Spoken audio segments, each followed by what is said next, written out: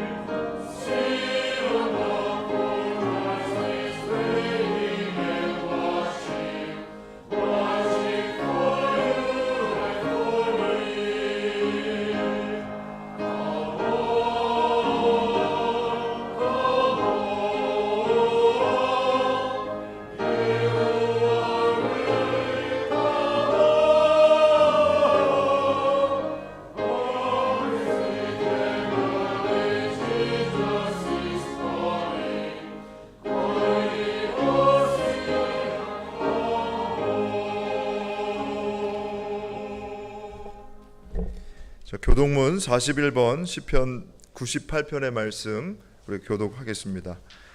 여호와께서 다스리시나니 땅은 즐거워하며 허다한 섬은 기뻐할지어다.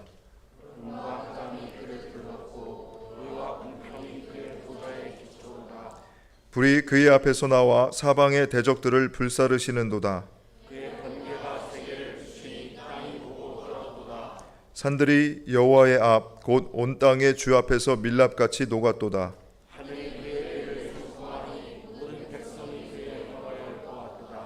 조각한 신상을 섬기며 허무한 것으로 자랑하는 자는 다 수치를 당할 것이라. 너희 신들아 여호와께 경배할지어다.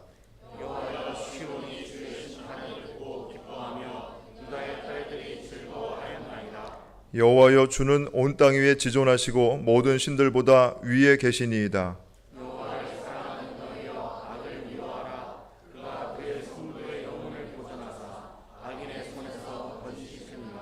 의인을 위하여 빛을 뿌리고 마음이 정직한 자를 위하여 기쁨을 뿌리시는도다.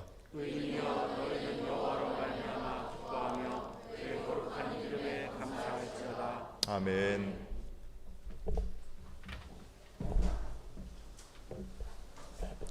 기도하시겠습니다. 사랑이 많으신 하나님 아버지, 우리를 구원하신 주님의 그 크신 은혜를 찬양합니다. 또한 날마다 우리를 이끄시고 보호하시고 늘 함께 하시는 주님의 사랑에 감사드립니다. 이렇게 한양대 캠퍼스에서 주님께 예배를 드릴 수 있게 해주신 은혜에 감사드리며 지금까지 한양대 캠퍼스를 세우시고 이끌어오신 주님께 찬양과 영광을 올려드립니다. 주님이 허락하신 이 한양 공동체 안에서 주님의 사랑과 기쁨이 넘치는 공동체가 되게 하여 주시옵고, 이 공동체 가운데 주님이 계획하신 모든 일들을 이루어 주시옵소서. 주님, 이 시대의 다음 세대를 위해서 기도합니다. 세속화로 인하여 많은 청년들이 주님을 떠나고 있습니다. 이러한 현실 속에서 다시 한번 이 땅 가운데, 이 캠퍼스 가운데 주님의 부흥을 보내주셔서 이 한양대 캠퍼스가 성령으로 충만한 캠퍼스가 되게 하여 주시옵고 부흥의 물결이 이곳에서 일어나는 곳이 되게 하여 주시옵소서. 그래서 다윗처럼 주님만 사랑하는 청년들을 세워주시옵고 그러한 청년들이 한 손에는 사랑을 한 손에는 복음을 들고 세상에 나가서 하나님 나라를 세워나가는 그리스도의 일꾼들이 되게 하여 주시옵소서.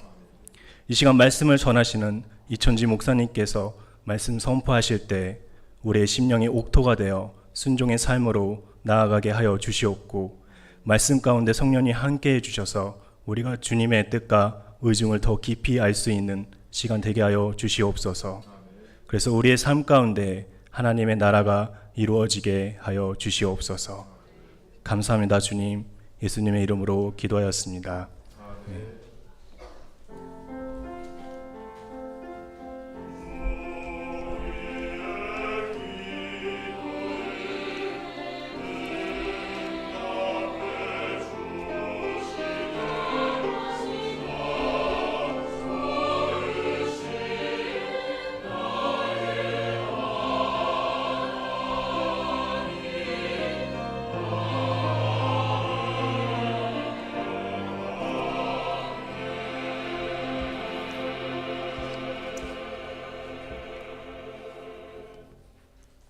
자, 성경 봉독하겠습니다. 오늘 우리에게 주신 하나님의 말씀은 신약성경 누가복음 15장 11절에서 32절까지의 말씀입니다. 예수께서 말씀하셨다. 어떤 사람에게 아들이 둘 있는데 작은 아들이 아버지에게 말하기를 아버지 제사 가운데에서 내게 돌아올 몫을 내게 주십시오 하였다. 그래서 아버지는 살림을 두 아들에게 나누어 주었다.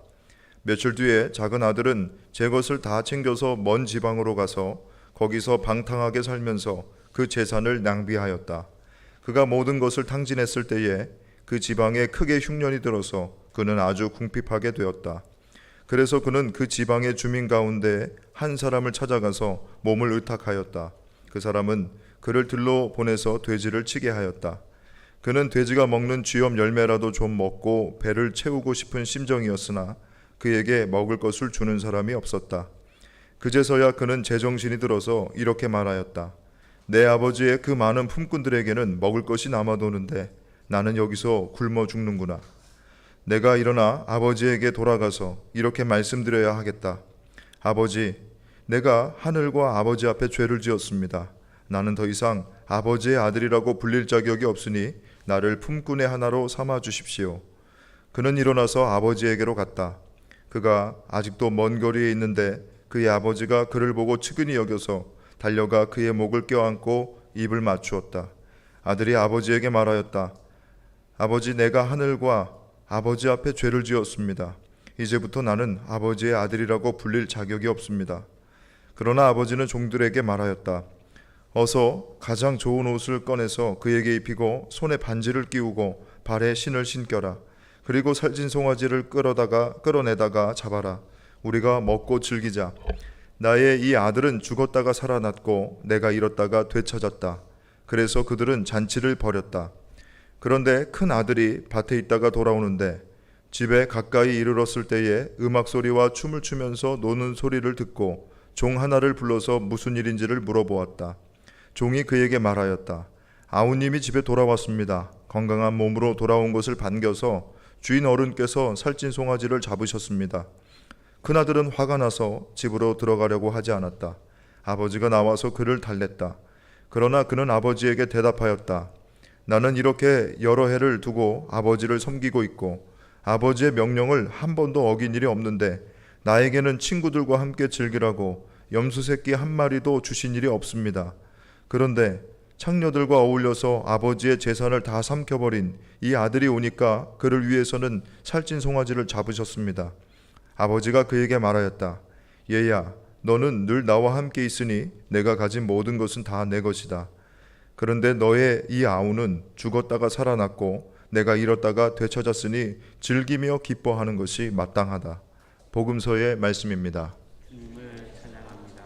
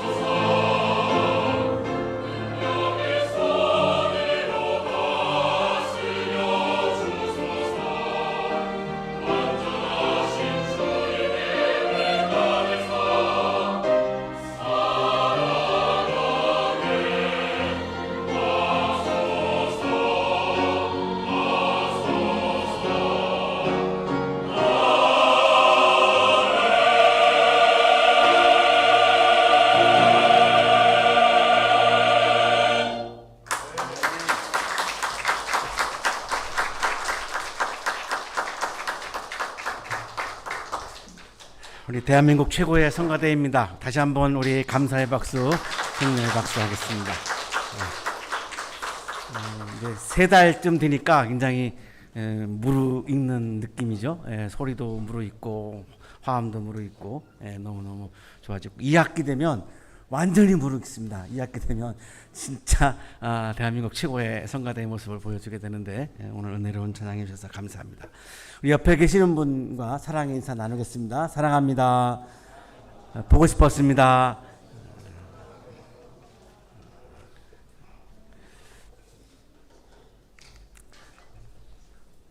지붕 위의 바이올린이라고 하는 영화는 1971년에 상영된 뮤지컬 영화입니다. 이 영화에 삽입된 노래 Sunrise, Sunset 아주 유명한 그런 팝송이죠. 저도 어릴 때 많이 부르면서 자랐습니다. 이 노래로도 굉장히 유명한 영화이기도 합니다. 이 영화의 주인공은 유대인 테비에입니다. 1905년에 러시아 우크라이나 지방의 작은 유대인 마을 아나테프카라고 하는 마을에서 이 테비에가 살았습니다. 우유 가공업이 직업이었고 굉장히 가난했습니다. 우유 만들어서 파는 생계를 유지를 했는데 그런데 아주 신앙심이 두터웠습니다. 유대인으로서 신앙심이 두텁다라고 하는 말은 유대 전통을 중시한다는 말과 같은 말입니다. 구약성서에 나오는 유대인들의 율법, 유대인들의 전통입니다. 이거를 하나도 어기지 않고 지키려고 하는 그런 마음이 있다라고 하는 거죠. 그래서 이거를 신앙이 두텁다라고 그렇게 얘기를 하는데 아주 수다스러운 귀여운 아내 고르데 그리고 5명의 귀여운 딸들과 아주 행복하게 아나테프카 마을에서 살았습니다. 어느 날 이 장녀 짜이텔이 아버지와 상의도 하지 않고 양복점 직공과 결혼을 하겠다고 합니다. 뭐가 문제냐? 유대 전통에서는 본인이 배우자를 정하는 것이 아니라 부모가 정해주게 돼 있습니다. 유대인 전통입니다. 반드시 그래야 합니다. 본인이 자기 마음대로 막 연애해가지고 결혼하면 안 됩니다. 전통을 무너뜨리고 어기는 겁니다.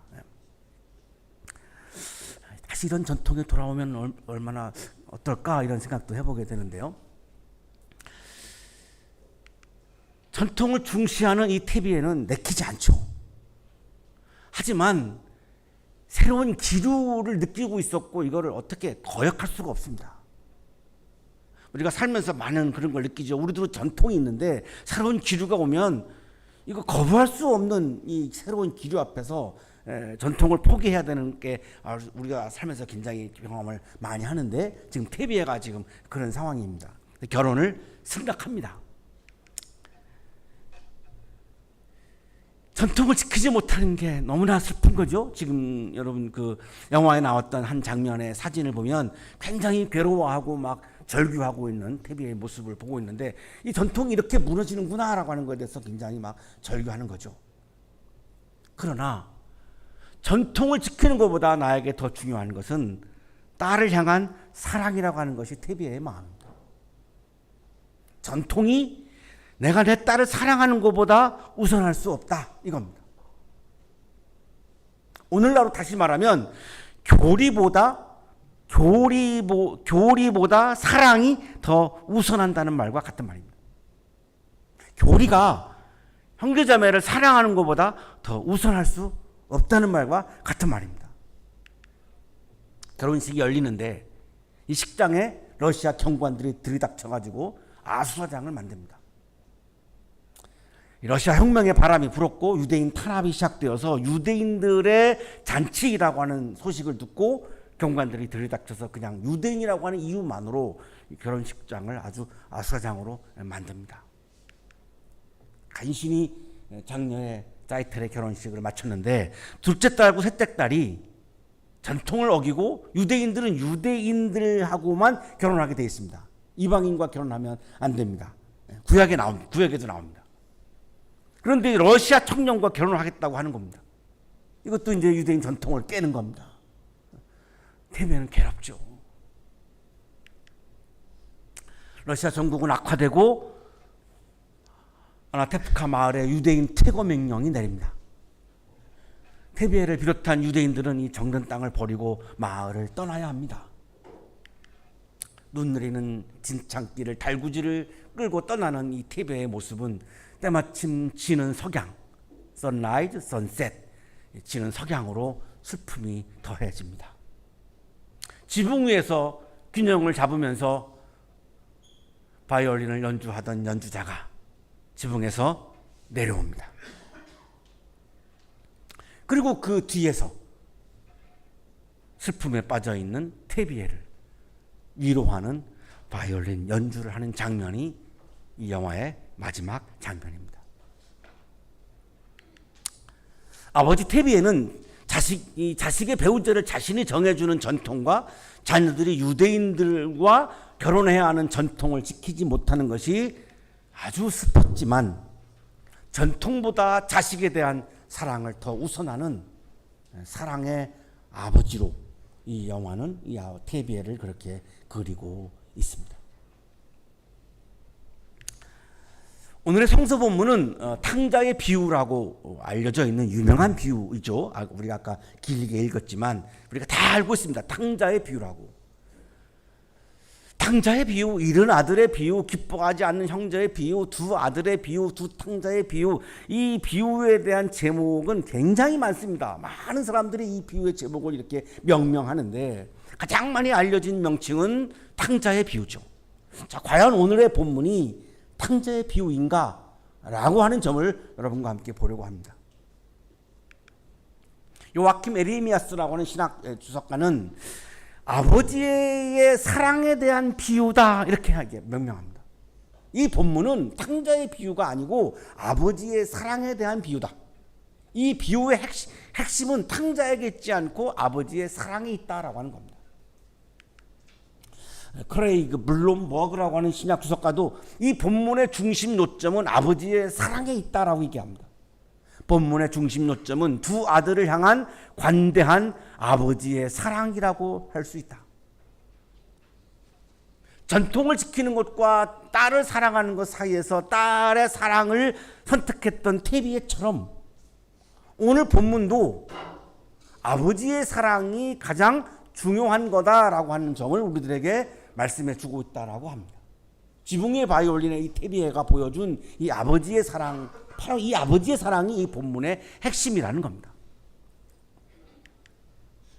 오늘 본문을 뭐 잘 아시지만 한번 요약해 보면 예수님께서 말씀하신 비유의 말씀인데 아버지가 있었습니다. 아버지가 어떤 사람이라고 되어 있는데 이게 아버지죠. 자, 오늘 본문은 아버지가 주어로 된 문장으로 시작합니다. 왜 그러냐면 아버지가 주인공이기 때문에 그렇습니다.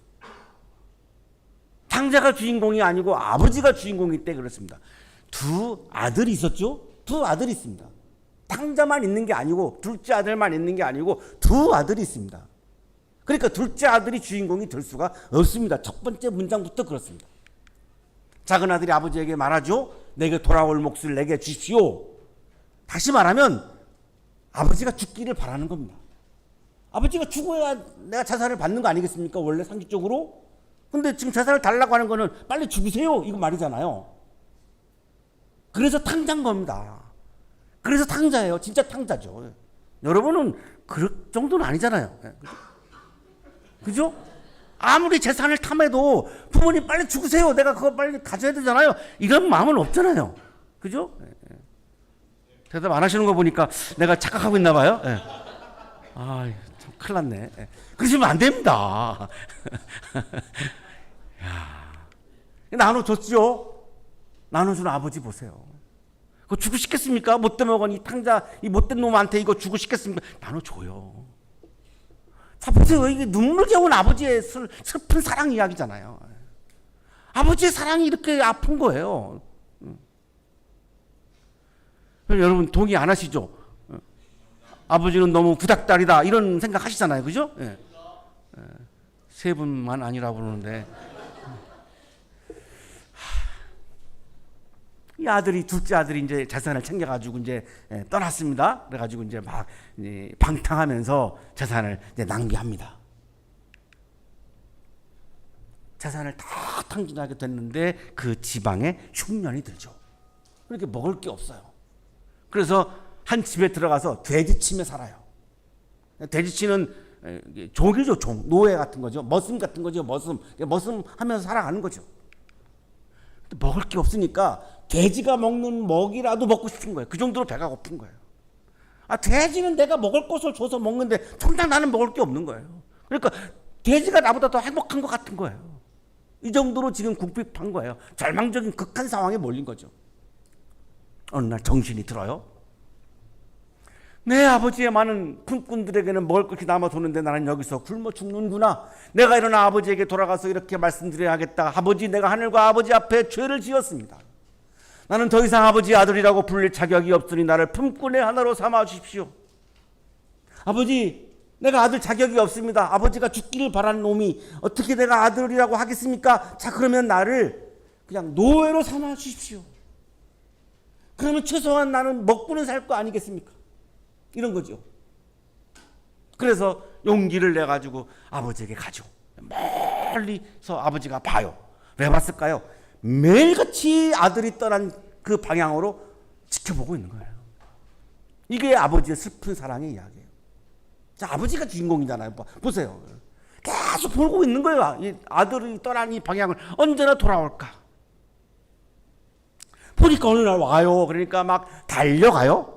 달려가는 거는 이게 체면을 구기는 행위입니다. 유대인들에게서는 좀 이게 지위가 높은 사람들은 달리면 안 됩니다. 제가 예배 여기 시작할 때 행진할 때 여기 막 뛰어와 봐요. 여러분 다 웃으실 거예요, 그죠? 네. 이 달린다라고 하는 게 이게 위신을 구기는 행위거든요. 근데 이게 체면이고 뭐고 없어요. 그냥 아들이 돌아온 게 좋아가지고 막 달려가가지고 그냥 껴안고 입을 맞춰요. 부부가 아닌데 왜 입을 맞춰요, 아들하고. 근데 너무 반가우니까 그냥 막 입을 맞추는 거예요. 아버지, 내가 하늘과 아버지 앞에 죄를 지었습니다. 이제부터 나는 아버지의 아들이라고 불릴 자격이 없습니다. 어서 가장 좋은 옷을 꺼내서 그에게 입히고 손에 반지를 끼우고 발에 신을 신겨라. 살진 송아지를 끌어내가 잡아라. 우리가 먹고 즐기자. 잔치를 벌입니다. 나의 아들은 죽었다가 살아났고 내가 잃었다가 되찾았다. 그래서 그들은 잔치를 벌였다. 자, 탕자의 비유가 맞다면 24절에서 끝나야 합니다. 이 본문은 24절에서 끝났다면 탕자의 비유가 맞죠. 탕자가 다시 회개하고 돌아온 게 핵심입니다. 그러나 24절 이후에 본문이 계속된다라고 하는 것은 탕자가 주인공이 아니네? 탕자의 회개가 이 본문의 핵심이 아니네를 우리가 생각해 볼 수밖에 없습니다. 25절 계속 32절까지 가니까요.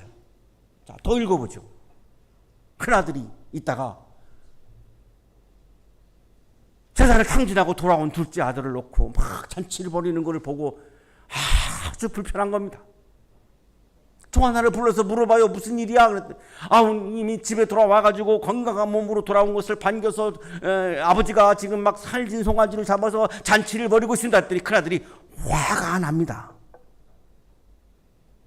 자, 어떻게 생각하세요? 자, 동생이 그렇게 죽을 꿈을 넘기다가 왔어요. 그런데 조금도 반가워하지 않아요. 기뻐하지 않아요. 화를 내요. 뭐죠? 넌 죄인이고 난 의인이야, 이겁니다. 제가 보기에 우리 여러분들은 둘째 아들의 모습은 별로 없을 것 같아요. 그죠? 오늘 축제인데도 여기 와 있는 거 보면 방탕하는 분들은 아닌 게 확실해요. 확실해. 그러나 첫째 아들의 위험은 상당히 많아요. 엘리트들일수록. 너는 못났잖아. 너는 루저잖아. 이런 마음. 너는 틀렸잖아. 너는 죄인이잖아. 너는 의롭지 않잖아. 큰아들의 마음이 지금 그런 거예요. 너 죄인이잖아. 그런데 왜 잔치를 해? 조금도 죄인 앞에서 연민의 마음도 없고 죄인이 다시 회개하고 돌아온 상황에서 기뻐하잖아요. 우리 그리스도인들이 빠지기 쉬운 위험 중에 하나가 이겁니다. 죄인을 정죄하는 것은 쉽지만 죄인이 돌아오는 것을 기뻐하는 것은 쉽지 않다는 겁니다. 죄인을 손가락질하는 것은 쉽지만 죄인에 대해서 회개의 가능성을 보면서 죄인에 대해서 내 마음을 열어놓고 죄인을 내가 따뜻한 마음으로 받아들이는 것이 쉽지 않음을 지금 큰 아들이 우리들에게 보여주고 있습니다. 나는 이렇게 여러 해를 두고 아버지를 섬기고 있고 아버지의 명령을 한 번도 어긴 일이 없는데, 나에게는 친구들과 함께 즐기라고 염소 새끼 한 마리도 주신 일이 없는데, 창녀들과 어울려서 아버지의 재산을 다 삼켜버린 이 아들이 오니까 그를 위해 살진 송아지를 잡으다니. 동생이 창녀들과 어울렸는지 본 적 있나요? 자기가 봤어요? 본 적 없어요? 창녀들과 어울렸는지 아는지 어떻게 알아요? 이렇게 자기가 쉽게 단정 지으면서 정죄합니다. 우리가 어떤 타자를 정죄할 때는 내 상상력을 동원해서 아주 쉽게 아주 단정 지으면서 이것이 그냥 기정사실인 양 막 정죄하기 시작합니다. 우리가 굉장히 빠지기 쉬운 위험이죠. 얘야, 너는 늘 나와 함께 있으니 내가 가진 모든 것은 다 내 것이었잖아. 너 내 것을 다 그냥 같이 누렸잖아. 내 것이 네 것이었잖아. 그런데 왜 화를 내니? 아, 동생이 오랜만에 왔는데 네가 왜 화를 내니? 죄인이 돌아오는 것이 그렇게 싫어? 한 번 죄인이면 그럼 영원한 죄인이라는 말이야? 그럼 죄인은 회개도 못해? 죄인이 다시 돌아오면 안 된다는 거야? 왜 네가 화를 내는 거니? 너의 이 아우는 죽었다가 살아났고 내가 이렇다가 되찾았으니 즐기며 기뻐하는 것이 마땅하지 않니?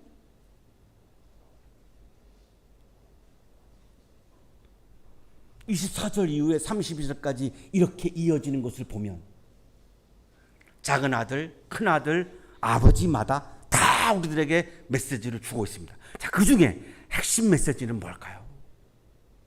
과연 탕자일까요? 둘째 아들 통해서 우리에게 주시는 말씀, 이건 탕자의 비유죠. 요 24절까지는 탕자의 비유예요. 누구에게나 회개의 가능성이 열려있음을 우리들에게 말씀합니다. 내가 막 정죄하고 싶은 그분이, 그 죄인도 아직 끝나지 않았어요. 다시 회개할 가능성이 남아 있어요. 그 가능성을 봐야 한다는 겁니다. 그 가능성을 안 보고 현재의 모습을 가지고 단정짓고 규정하고 정죄하는 것은 신앙인이 아니라는 말씀입니다. 당시 둘째 아들에 해당하는 사람들은 당시의 세리와 죄인들이죠. 당시 유대인 사회에서 죄인이라고 딱 규정 지었던 사람들이 있습니다. 이방인들, 세리들. 이런 사람들은 그냥 아주 그냥 죄인으로 막 낙인 찍힌 사람들이죠. 비유에서 아버지의 죽음을 바라는 이 아들의 모습은 당탕에 빠진 타락한 사람들의 모습이에요.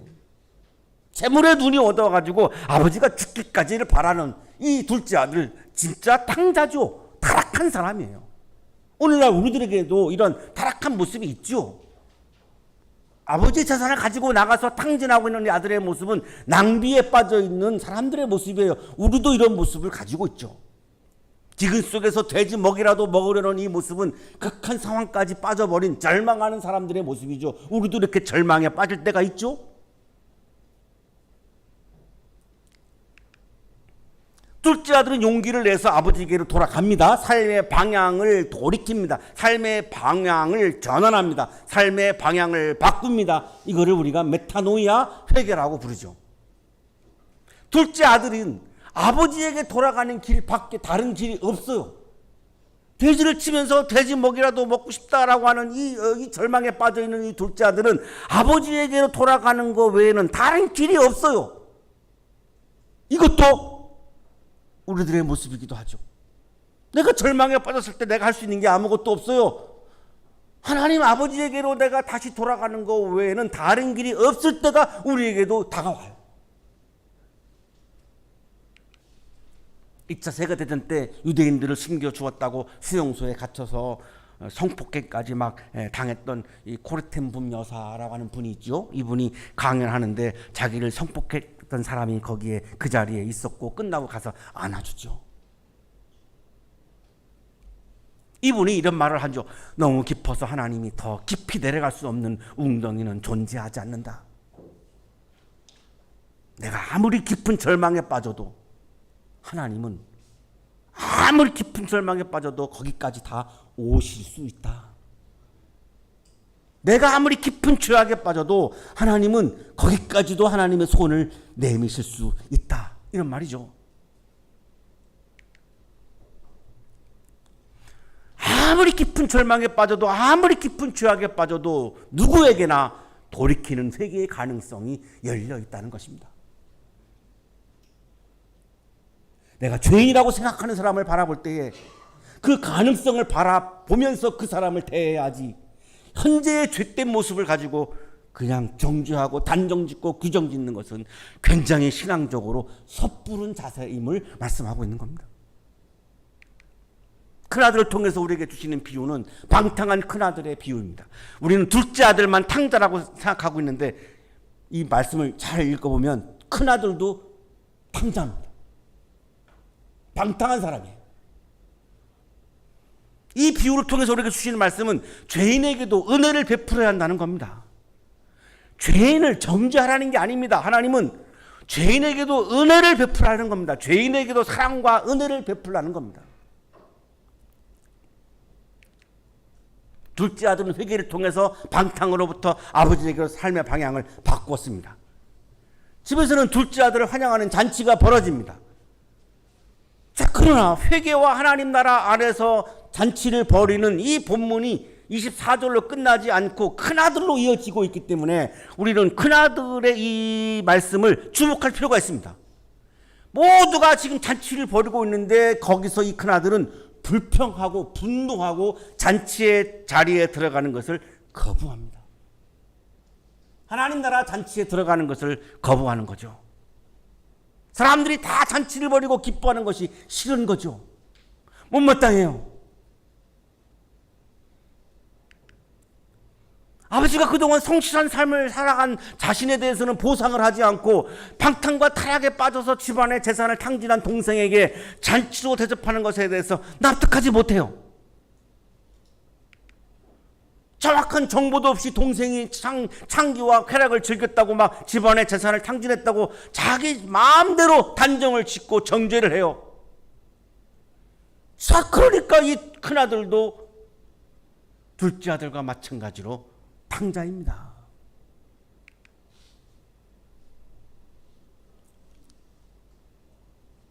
왜 우리는 그동안 둘째 아들만 탕자라고 생각하고 큰아들은 탕자라고 생각하지 않았을까요? 향락을 즐기는 거로 이렇게 대비시켜가지고 향락을 즐기는 것은 죄악이고 내가 타자를 정죄하는 것은 그럴 수 있다. 나는 의로우니까 이거를 합리화한 측면이 우리들에게 있는 거죠. 그러니까 큰아들은 탕자라는 생각을 전혀 안 하고 살아온 거죠. 당시 이 큰아들에 해당하는 사람들은 바리새인과 서기관들인데 예수님은 죄인들을 정죄하지 않으셨죠. 굉장히 죄인들에게 따뜻하게 대하셨어요. 죄인들에게 굉장히 사랑을 가지고 대하셨어요. 이거를 바리새인들은 못마땅했어요. 바리새인들은 자기들은 율법을 철저히 지킨다라고 자부하는 사람들이에요. 자기 스스로 믿음이 좋다고 자부하는 사람들인데 내가 믿음이 좋은데 너는 죄인이야? 그러면 막 정죄하는 게 맞지? 이걸 당연하게 여기는 사람들인데 예수님은 오히려 바리새인들에 대해서는 냉담하고 세리 등 죄인들에 대해서는 굉장히 따뜻하셨습니다. 그러니까 이 못마땅한 거예요. 왜 당신은 죄인들을 혼내지 않고 야단치지 않고 왜 죄인들에게 따뜻하게 대하느냐고. 이게 바로 큰아들의 모습이죠. 비유에서 아버지의 결정에 대해서 불평을 하는 큰아들의 모습은 하나님의 뜻보다 내 철학과 이념을 더 중시하는 우리의 모습이기도 합니다. 둘째 아들이 돌아왔을 때 잔치를 벌이는 결정은 누가 했는가? 아버지가 했습니다. 아버지 돈 가지고 아버지가 잔치를 벌이는데 자기가 왜 불평을 합니까?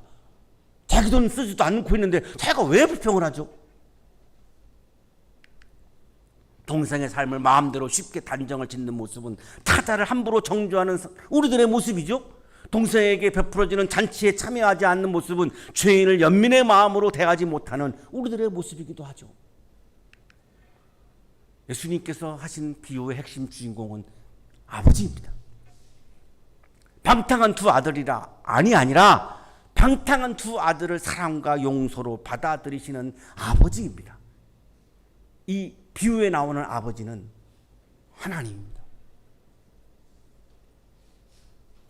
아버지를 통해서 우리에게 주시는 말씀, 아버지의 비유는 아버지가 풍성한 사랑으로 방탕한 두 아들을 용서하시는 것처럼 우리도 죄인들을 사랑과 용서로 대해야 한다는 것을 말씀하고 있는 겁니다.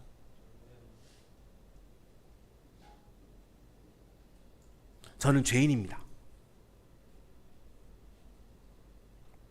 성경에 나와 있는 말씀을 다 못 지킵니다. 화만 내도 살인이라고 예수님 말씀하셨는데 저 화날 때 있습니다. 화가 나가지고 제주도 공항 주차장에서 나가는 문을 4시간을 내 차로 막은 적이 있습니다. 나보고 주차비 달라 그래가지고 렌트해서 나가는데 내가 주차하지도 않았는데 4시간을 내가 거기서 버텼습니다. 주차비 1,000원 안 내려고. 지금 가보시면 공항 주차장 안에 있는 렌트회사 다 나갔습니다. 제가 기여했습니다. 그날. 자세하게 더 말씀 못드리겠는데 시간이 없어서 저도 화낼 때는 그 정도 화내니까 살인한 거잖아요. 예수님 말씀은 죄인을 사랑해 주라는 거니까 여러분 저를 사랑하셔야 되는 거잖아요. 죄인은 사랑의 대상이지 정죄의 대상이 아니라고 말씀하는 거예요. 우리 모두가 다 죄인인데 이 말씀 때문에 우리는 하나님의 사랑을 받으며 살 수 있는 거죠. 이 부에서 아버지에 해당하는 사람은 하나님입니다. 둘째 아들이 재산을 달라고 했을 때 기꺼이 내어주는 아버지의 모습, 우리에게 좋은 것을 주기를 원하시는 하나님의 모습이죠. 둘째 아들이 간 지방의 방향을 끊임없이 바라보고 있는 이 아버지의 모습, 날마다 우리를 애정으로 바라보시는 하나님의 모습이죠. 둘째 아들이 돌아올 때 체면을 따지지 않고 달려가서 안아주는 모습, 우리를 따뜻하게 안아주시는 하나님의 모습이죠. 다시 돌아온 아들을 위해 잔치를 벌이는 아버지의 모습, 우리를 하나님 나라의 잔치로 초대하시는 하나님의 모습이죠. 잔치의 자리를 거부하고 집에서 나간 큰아들에게 돌아오라고 다 이르는 아버지의 모습은 오늘도 우리를 사랑과 용서의 자리로 돌아오라고 다 이르시는 하나님의 모습이죠. 사랑하는 한양 가족 여러분, 신실한 신앙인은 아버지의 사랑과 용서 속에서 살고 있는 것을 감사하는 사람입니다. 아버지의 사랑과 용서가 없다면 저도 살 수가 없습니다. 죄인이기 때문에. 성경의 의인은 한 사람도 없다고 말씀합니다. 의인이 어디 있습니까? 우리가 다 죄인인데. 근데 그 안에서 도토리 키재기듯이 너는 죄인이고 나는 의인이야. 이거 참 하나님 보실 때는 참 우스운 거죠. 내가 죄인인데도 불구하고 나에게 사랑을 주시는, 은혜를 주시는, 용서를 주시는 하나님께 날마다 감사하면서 살아가는 사람이 바로 신실한 그리스도인입니다. 이 아버지의 깊은 사랑과 은혜를 모르고 오로지 자신만 옳다고 생각하면서 살아가는 두 아들은 불신앙의 모습입니다. 이거를 탕자라고 오늘 본문을 말씀하고 있는 겁니다. 아버지의 집을 떠나 타락했던 둘째 아들만 탕자가 아니라 동생의 실수와 그것을 용납하는 아버지의 사랑을 이해하지 못하는 큰 아들도 똑같이 탕자입니다. 참된 신앙인은 타자를 내 마음대로 정죄하지 않습니다. 함부로 심판하지 않습니다. 어떤 사람에게도 회개의 가능성이 있음을 바라보면서 그를 사랑과 용서로 대하는 사람이 참된 그리스도인입니다. 이게 어렵습니다. 그래서 우리가 첩불의 자리에 나와서 계속해서 말씀의 훈련을 받는 이유는 이게 어렵기 때문입니다. 이런 마음을 갖는 게 진짜 신앙인인데 이게 어렵기 때문에 계속해서 말씀을 내 마음에 부어 넣어서 내가 자꾸 나를 수정해 나가는 거죠. 내 마음에 말씀이 가득 채워지면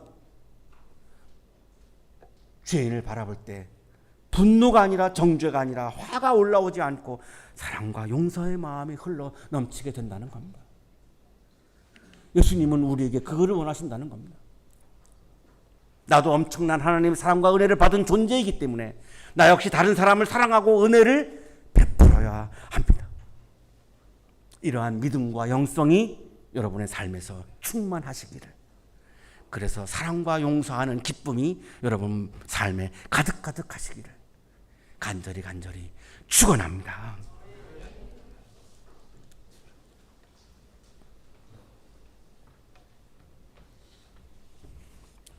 거룩하신 주님, 내 뜻만을 고집하며 방탕하는 사람 삶을 살아가는 모습이 우리에게 있음을 고백합니다.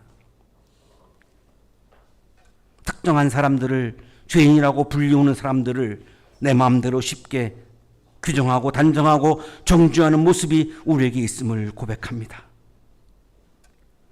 주님의 사랑과 용서 안에 살아가는 이 삶을 감사드리며 우리의 마음에도 그 주님의 사랑과 용서의 마음을 가득가득 채워서 오늘도 내가 만나는 사람들에게 사랑과 용서의 마음을 전하며 기쁘게 살아가는 하루가 되게 해 주옵소서. 그것이 어렵고 힘들 때마다 주님을 바라보고 주님의 말씀을 채우고 말씀의 훈련을 통하여 나를 수정해 가며 사랑과 용서의 삶을 풍성히 살아가는 그 시간까지 끝까지 노력하는 우리의 삶이 되게 해 주옵소서. 그래서 하나님 나라의 기쁨이 삶이 가득한 우리 한양인들의 삶이 되도록 복내려 주옵소서. 예수 그리스도의 이름으로 기도하옵나이다. 아멘.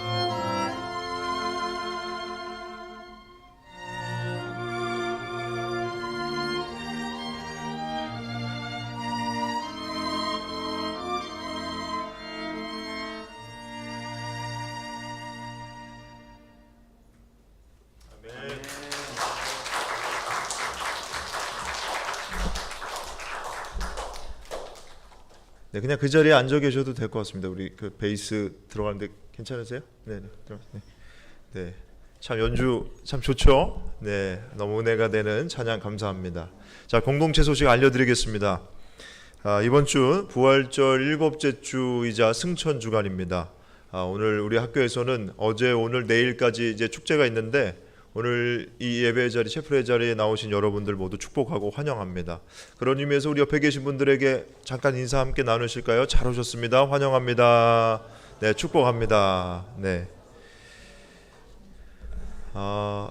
지금 이제 축제가 한창 진행되고 있습니다. 여러분 혹시 이제 그 노천에 있는 식당들 이용하실 때 FTC 앞에 있는 많은 이 식당들이 있는데 거기 보면 이제 닭꼬치나 닭갈비 이용하실 분들은 DSM이라고 하는 선교 단체에서 식당을 운영하고 있습니다. 여러분 필리핀 단기 선교를 위해서 지금 열심히 우리 동아리 회원들 이렇게 닭꼬치도 굽고 음식들 팔고 있는데 혹시 음식을 또 식당에서 드실 분들 그곳에 지나시면서 한 번씩 들려서 이용해 주시면 좋겠습니다. 오늘 오후 6시부터 가능하고요. 내일은 오전 중에도 영업을 한다고 합니다. 자, 우리 기독교 동아리들이 이렇게 열심히 선교를 위해서 애쓰고 있는데 여러분 기도하는 마음으로 동참해 주시면 감사하겠습니다. 자, 오늘 점심 식사는 한양대학교회에서 대접해 드립니다. 여러분 맛있게 드시고 즐거운 식탁 교제 나누시기 바랍니다. 자, 오늘 공동체 소식은 이상 여기서 마치도록 하겠습니다. 모두 자리에서 일어나실 때 이천지 목사님께서 봉헌 기도와 함께 축도해 주시겠습니다. 날마다 우리를 사랑과 용서로 대해 주시고 또한 우리들의 마음에 사랑과 용서의 마음을 채워 주셔서 감사합니다. 감사의 마음을 찬양과 예물에 담아 올려 드리오니 기쁘게 받아 주시고 예물과 찬양을 드리는 손길 위에 크신 은혜를 부어 주옵소서. 이제는 하나밖에 없는 생명까지도 아낌없이 사랑으로 나누어 주시는 예수 그리스도의 은혜와 오늘도 우리에게 말씀을 주시는 하나님의 사랑하심과 생명의 기운을 주시는 성령의 역사하심이 사랑과 용서의 마음을 마음에 채우고 세상을 향하여 힘차게 나아가는 우리 모든 한양 가족들의 삶 속에 지금부터 영원토록 함께 하시기를 간절히 축원하옵나이다. 아멘.